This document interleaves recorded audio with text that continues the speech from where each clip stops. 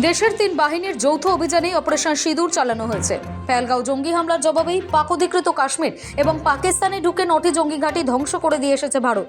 এর মধ্যে জৈশ-ই মোহাম্মদে যেমন ঘাঁটি রয়েছে, তেমনি লস্করে তৈবার প্রশিক্ষণ কেন্দ্রও রয়েছে।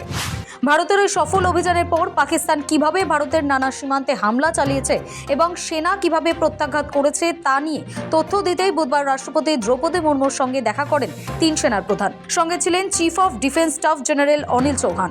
অপারেশন সিঁদুর নিয়ে তারা রাষ্ট্রপতিকে যাবতীয় আপডেট জানান। বুধবার বৈঠকে উপস্থিত ছিলেন ভারতীয় বায়ুসেনা, নৌবাহিনী এবং স্থল বাহিনীর প্রধানেরা। রাষ্ট্রপতিকে অপারেশন সিঁদুর এবং তার পরবর্তী পরিস্থিতির বিষয়ে পুঙ্খানুপুঙ্খ বিবরণ দেন তারা। রাষ্ট্রপতি ভবনের তরফে জানানো হয়েছে, বুধবার অপারেশন সিঁদুর নিয়ে রাষ্ট্রপতি মুর্মুর সঙ্গে আলোচনায় বসেন সেনার সর্বাধিনায়ক অনিল চৌহান, নৌবাহিনীর প্রধান অ্যাডমিরাল দীনেশ কে ত্রিপাঠী, স্থলবাহিনীর প্রধান জেনারেল উপেন্দ্র দ্বিবেদী এবং air chief marshal AP Singh.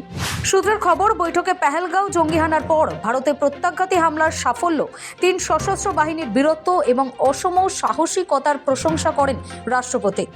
মঙ্গলবার প্রতিরক্ষা মন্ত্রী রাজনাথ সিং এর সঙ্গেও বৈঠক করেছিলেন সিডিএস এবং তিন সশস্ত্র বাহিনীর প্রধানেরা। রাজনাথের দিল্লির বাসভবনে বৈঠক হয়। এবার রাষ্ট্রপতি দ্রৌপদী মুর্মুর সঙ্গে সাক্ষাৎ সেনার তিন বাহিনীর প্রধানদের। এত বড় অভিযানের পর দেশের নিরাপত্তা সংক্রান্ত বিস্তারিত তথ্য জানানোর জন্যই এই সাক্ষাৎ। প্রতিদিনই প্রধানমন্ত্রী নরেন্দ্র মোদী ও প্রতিরক্ষামন্ত্রী রাজনাথ সিং এর সঙ্গেও সাক্ষাৎ করে অপারেশন সিঁদুর নিয়ে যাবতীয় আপডেট দিয়েছেন তিন বাহিনীর প্রধান। ব্যুরো রিপোর্ট, সময় কলকাতা।